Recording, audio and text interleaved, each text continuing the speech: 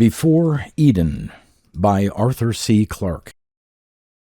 Originally published in the June 1961 issue of Amazing Stories magazine, and republished in the November 1963 issue of an Italian magazine and the July 1969 issue of Science Fiction Greats. It appeared in many anthologies, including Yet More Penguin Science Fiction in 1964, Modern Masterpieces of Science Fiction in 1965, and The Starlit Corridor in 1967. It also appeared in many collections of the author's stories, including Tales of 10 Worlds in 1962, The 9 Billion Names of God in 1967, and More Than One Universe in 1991. Read by Darrell T. Smith II for my channel, Quasar Spectra. Before Eden. "I guess," said Jerry Garfield, cutting the engines, "that this is the end of the line." With a gentle sigh, the underjets faded out. Deprived of its air cushion, the scout car, rambling wreck, settled down upon the twisted rocks of the Hesperian Plateau. There was no way forward. Neither on its jets nor its tractors could S5, to give the wreck its official name, scale the escarpment that lay ahead. The south pole of Venus was only 30 miles away, but it might have been on another planet. They would have to turn back and retrace their 400-mile journey through this nightmare landscape. The weather was fantastically clear, with visibility of almost 1,000 yards. There was no need of radar to show the cliffs ahead. For once, the naked eye was good enough.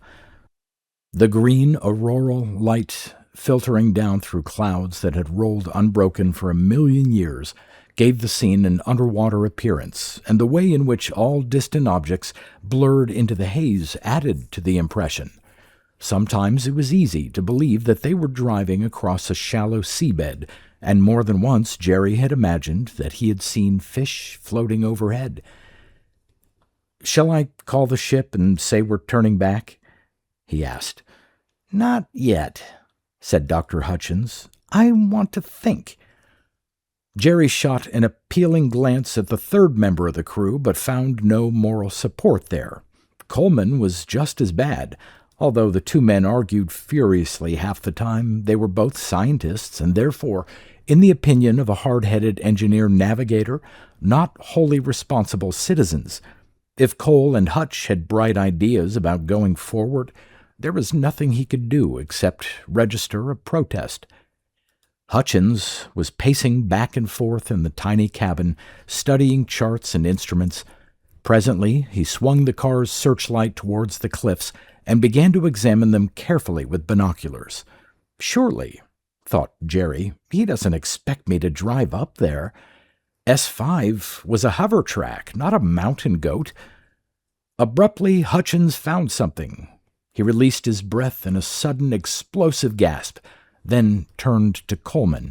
"Look," he said, his voice full of excitement. "Just to the left of that black mark. Tell me what you see." He handed over the glasses, and it was Coleman's turn to stare. "Well, I'm damned," he said at length. "You were right. There are rivers on Venus. That's a dried-up waterfall. So you owe me one dinner at the Belle Gourmet when we get back to Cambridge, with champagne. No need to remind me. Anyway, it's cheap at the price, but this still leaves your other theories strictly on the crackpot level."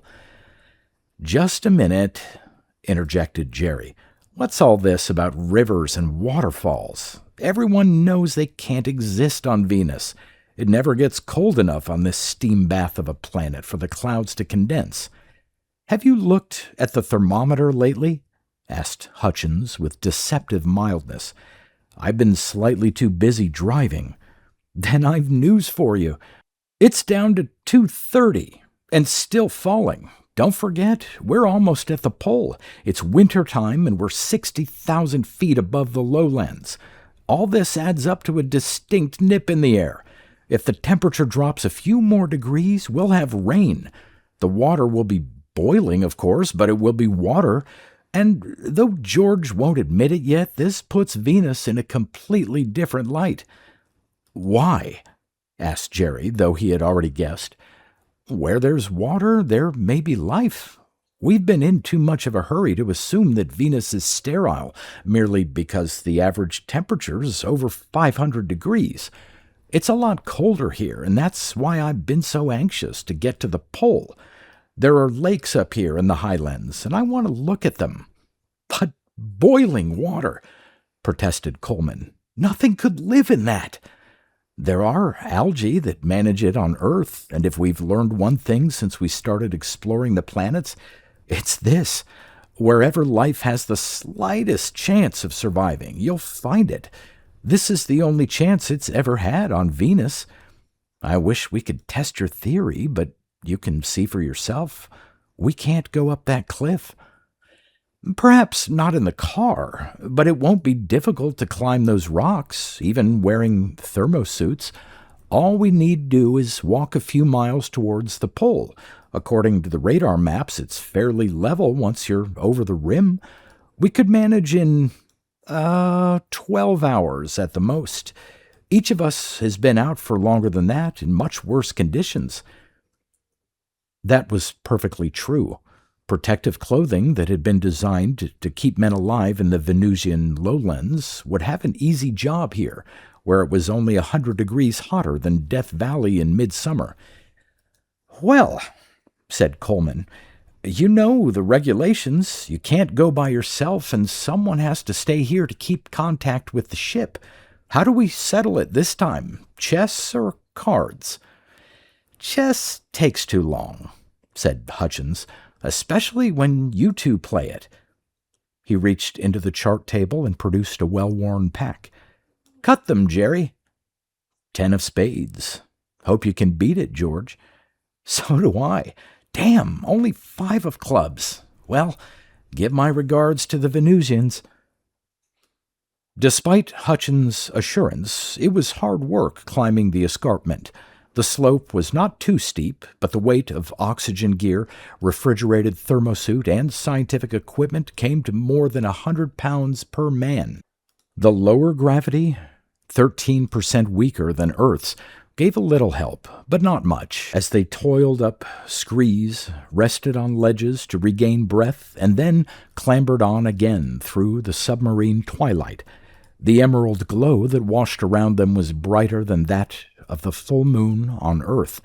A moon would have been wasted on Venus, Jerry told himself. It could never have been seen from the surface. There were no oceans for it to rule, and the incessant aura was a far more constant source of light.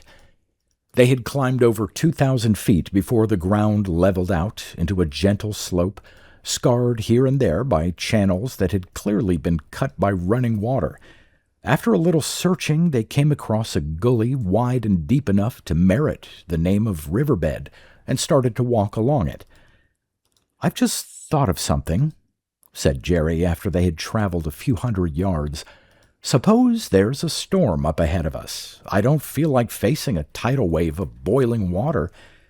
"If there's a storm," replied Hutchins a little impatiently, "we'll hear it. There'll be plenty of time to reach high ground." He was undoubtedly right, but Jerry felt no happier as they continued to climb the gently shelving watercourse. His uneasiness had been growing ever since they had passed over the brow of the cliff and had lost radio contact with the scout car. In this day and age, to be out of touch with one's fellow men was a unique and unsettling experience. It had never happened to Jerry before in all his life, even aboard the Morning Star, when they were 100 million miles from Earth. He could always send a message to his family and get a reply back within minutes. But now a few yards of rock had cut him off from the rest of mankind. If anything happened to them here, no one would ever know unless some later expedition found their bodies. George would wait for the agreed number of hours, then he would head back to the ship alone. "I guess I'm not really the pioneering type," Jerry told himself. "I like running complicated machines, and that's how I got involved in spaceflight. But I never stopped to think where it would lead. And now it's too late to change my mind. They had traveled perhaps 3 miles towards the pole, following the meanders of the riverbed, when Hutchins stopped to make observations and collect specimens. "Still getting colder," he said. "The temperature's down to 199. That's far and away the lowest ever recorded on Venus. I wish we could call George and let him know."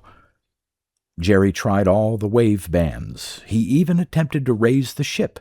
The unpredictable ups and downs of the planet's ionosphere sometimes made such long-distance reception possible, but there was not a whisper of a carrier wave above the roar and crackle of the Venusian thunderstorms. "This is even better," said Hutchins, and now there was real excitement in his voice. "The oxygen concentration's way up, 15 parts in a million. It was only 5 back at the car, and down in the lowlands, you could scarcely detect it." "But 15 in a million?" protested Jerry. "Nothing could breathe that." "You've got hold of the wrong end of the stick," Hutchins explained. "Nothing does breathe it. Something makes it. Where do you think Earth's oxygen comes from? It's all produced by life, by growing plants. Before there were plants on Earth, our atmosphere was just like this one, a mess of carbon dioxide and ammonia and methane. Then vegetation evolved and slowly converted the atmosphere into something that animals could breathe." "I see," said Jerry. "And you think that the same process has just started here?" "It looks like it. Something not far from here is producing oxygen, and plant life is the simplest explanation." "And where there are plants," mused Jerry, "I suppose you'll have animals sooner or later." "Yes," said Hutchins, packing his gear and starting up the gully, "though it takes a few 100 million years. We may be too soon, but I hope not." "That's all very well," Jerry answered, "but suppose we meet something that doesn't like us. We've no weapons. And we don't need them. Have you stopped to think what we look like? Obviously, any animal would run a mile at the sight of us." There was some truth in that. The reflecting metal foil of their thermosuits covered them from head to foot like flexible, glittering armor. No insects had more elaborate antennae than those mounted on their helmets and backpacks, and the wide lenses through which they stared out at the world looked like blank yet monstrous eyes. Yes, there were few animals on Earth that would stop to argue with such apparitions, but any Venusians might have different ideas. Jerry was still mulling this over when they came upon the lake. Even at that first glimpse, it made him think not of the life they were seeking, but of death. Like a black mirror, it lay amid a fold of the hills. Its far edge was hidden in the eternal mist, and ghostly columns of vapor swirled and danced upon its surface. All it needed, Jerry told himself, was Charon's ferry waiting to take them to the other side, or the swan of Tuonela swimming majestically back and forth as it guarded the entrance to the underworld. Yet, for all this, it was a miracle, the first free water that men had ever found on Venus. Hutchins was already on his knees, almost in an attitude of prayer, but he was only collecting drops of the precious liquid to examine through his pocket microscope. "Anything there?" asked Jerry anxiously. Hutchins shook his head. "If there is, it's too small to see with this instrument. I'll tell you more when we're back at the ship." He sealed a test tube and placed it in his collecting bag as tenderly as any prospector who had just found a nugget laced with gold. It might be, it probably was, nothing more than plain water, but it might also be a universe of unknown, living creatures on the first stage of their billion-year journey to intelligence. Hutchins had walked no more than a dozen yards along the edge of the lake when he stopped again, so suddenly that Garfield nearly collided with him. "What's the matter?" Jerry asked. "Seen something?" "That dark patch of rock over there. I noticed it before we stopped at the lake. What about it? It looks ordinary enough to me. I think it's grown bigger." All his life, Jerry was to remember this moment. Somehow he never doubted Hutchins' statement. By this time he could believe anything, even that rocks could grow.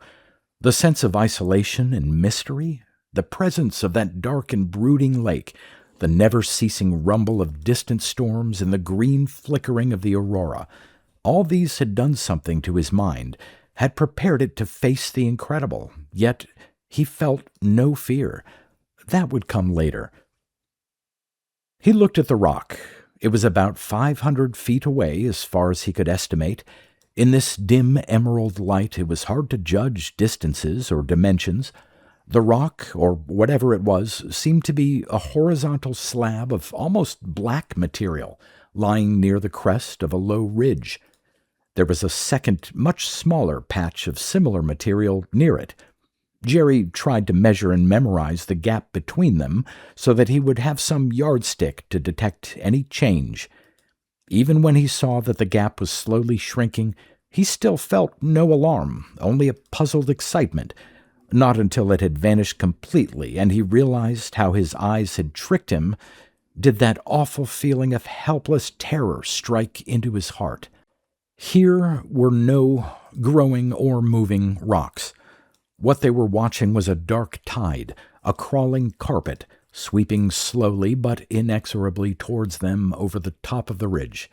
The moment of sheer, unreasoning panic lasted, mercifully, no more than a few seconds.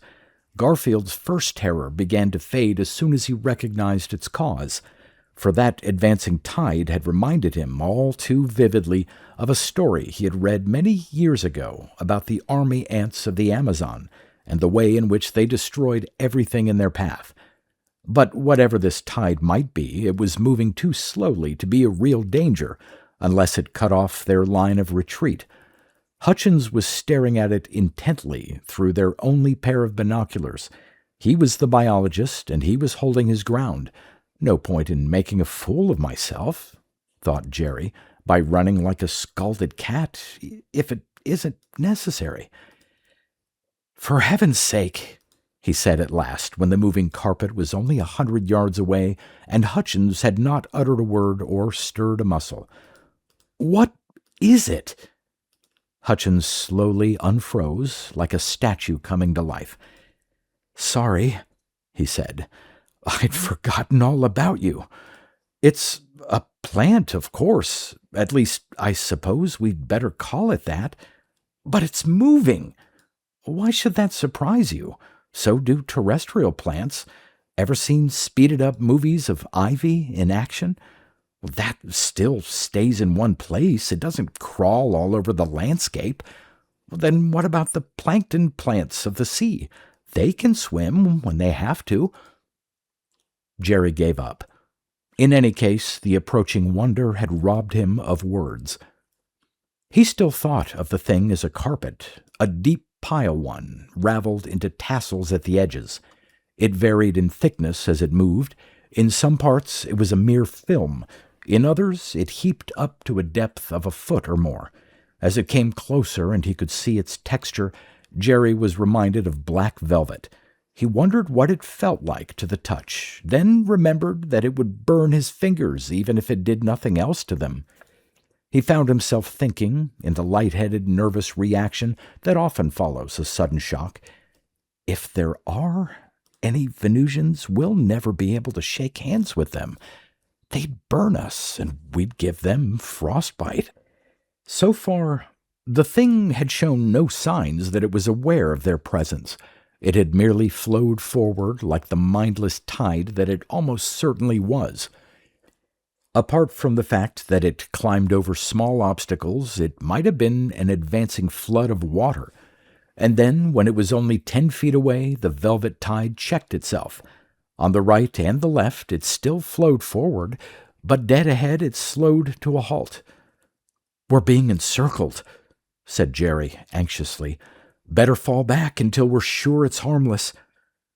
To his relief, Hutchins stepped back at once. After a brief hesitation, the creature resumed its slow advance, and the dent in its front line straightened out. Then Hutchins stepped forward again, and the thing slowly withdrew. Half a dozen times the biologist advanced, only to retreat again, and each time the living tide ebbed and flowed in synchronism with his movements. "I never imagined," Jerry told himself, "that I'd live to see a man waltzing with a plant." "Thermophobia," said Hutchins. "Purely automatic reaction. It doesn't like our heat." "Our heat?" protested Jerry. "Why, we're living icicles by comparison." "Of course, but our suits aren't, and that's all it knows about." "Stupid of me," thought Jerry. "When you were snug and cool inside your thermosuit, it was easy to forget that the refrigeration unit on your back was pumping a blast of heat out into the surrounding air. No wonder the Venusian plant had shied away." "Let's see how it reacts to light," said Hutchins. He switched on his chest lamp, and the green auroral glow was instantly banished by the flood of pure white radiance. Until man had come to this planet, no white light had ever shone upon the surface of Venus, even by day. As in the seas of Earth, there was only a green twilight, deepening slowly to utter darkness. The transformation was so stunning that neither man could check a cry of astonishment. Gone in a flash was the deep, somber black of the thick-piled velvet carpet at their feet. Instead, as far as their lights carried, lay a glazing pattern of glorious, vivid reds, laced with streaks of gold. No Persian prince could ever have commanded so opulent a tapestry from his weavers, yet this was the accidental product of biological forces. Indeed, until they had switched on their floods, these superb colors had not even existed, and they would vanish once more when the alien light of Earth ceased to conjure them into being. "Tikov was right," murmured Hutchins. "I wish he could have known." "Right about what?"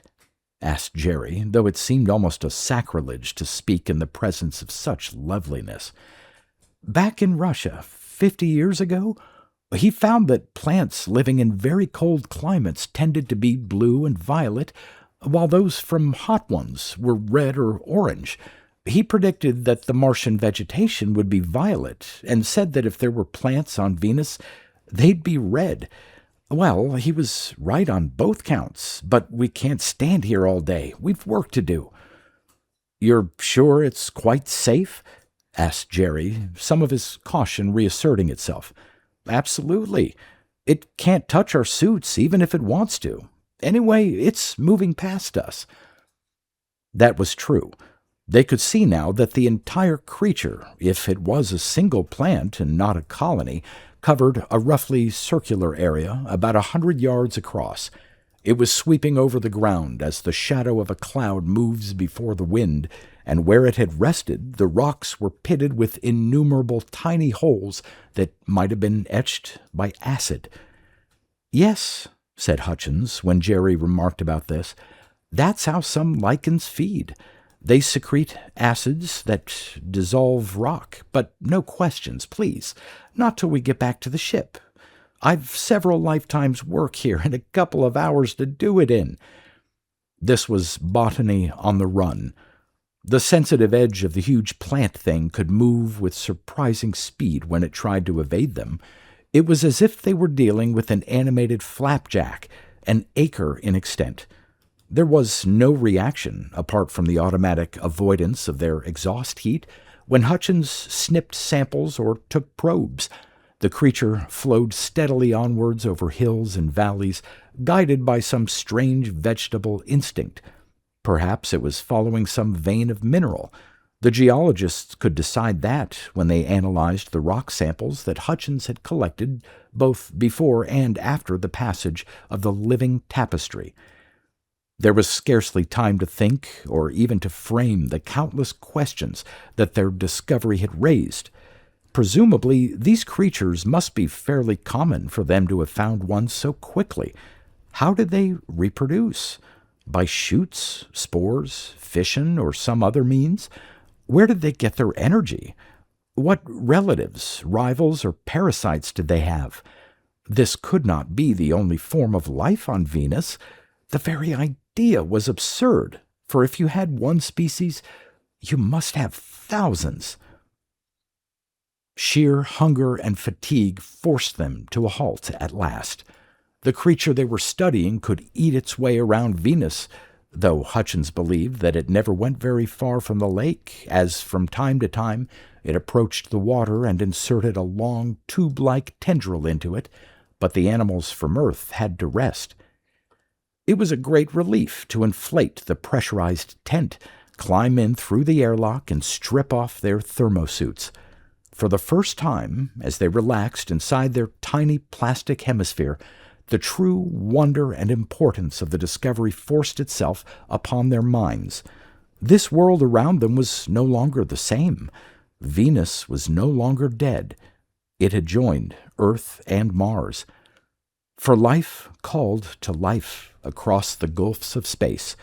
Everything that grew or moved upon the face of any planet was a portent, a promise that man was not alone in this universe of blazing suns and swirling nebulae. If as yet he had found no companions with whom he could speak, that was only to be expected, for the light years and the ages still stretched before him, waiting to be explored. Meanwhile, he must guard and cherish the life he found, whether it be upon Earth or Mars or Venus. So Graham Hutchins, the happiest biologist in the solar system, told himself as he helped Garfield collect their refuse and seal it into a plastic disposal bag. When they deflated the tent and started on the homeward journey, there was no sign of the creature they had been examining. That was just as well. They might have been tempted to linger for more experiments, and already it was getting uncomfortably close to their deadline. No matter. In a few months, they would be back with a team of assistants far more adequately equipped and with the eyes of the world upon them. Evolution had labored for 1 billion years to make this meeting possible. It could wait a little longer. For a while, nothing moved in the greenly glimmering, fog-bound landscape. It was deserted by man and crimson carpet alike. Then, flowing over the wind-carved hills, the creature reappeared. Or perhaps it was another of the same strange species. No one would ever know. It flowed past the little cairn of stones where Hutchins and Garfield had buried their wastes, and then it stopped. It was not puzzled, for it had no mind, but the chemical urges that drove it relentlessly over the polar plateau were crying, "Here! Here!" Somewhere close at hand was the most precious of all the foods it needed. Phosphorus, the element without which the spark of life could never ignite. It began to nuzzle the rocks, to ooze into the cracks and crannies, to scratch and scrabble with probing tendrils. Nothing that it did was beyond the capacity of any plant or tree on Earth, but it moved 1,000 times more quickly, requiring only minutes to reach its goal and pierce through the plastic film. And then it feasted on food more concentrated than any it had ever known. It absorbed the carbohydrates and the proteins and the phosphates, the nicotine from the cigarette ends, the cellulose from the paper cups and spoons. All these it broke down and assimilated into its strange body without difficulty and without harm. Likewise, it absorbed a whole microcosmos of living creatures, the bacteria and viruses which, upon an older planet, had evolved into 1,000 deadly strains. Though only a very few could survive in this heat and this atmosphere, they were sufficient. As the carpet crawled back to the lake, it carried contagion to all its world. Even as the morning star set course for her distant home, Venus was dying. The films and photographs and specimens that Hutchins was carrying in triumph were more precious even than he knew. They were the only record that would ever exist of life's third attempt to gain a foothold in the solar system.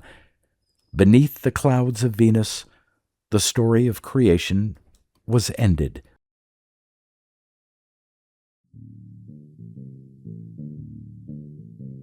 You've been listening to pre-1990s speculative fiction readings with a highlight on science fiction by Darrell T. Smith II.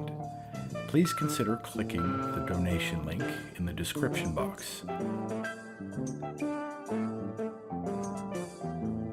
Thank you so much for your time and your imagination.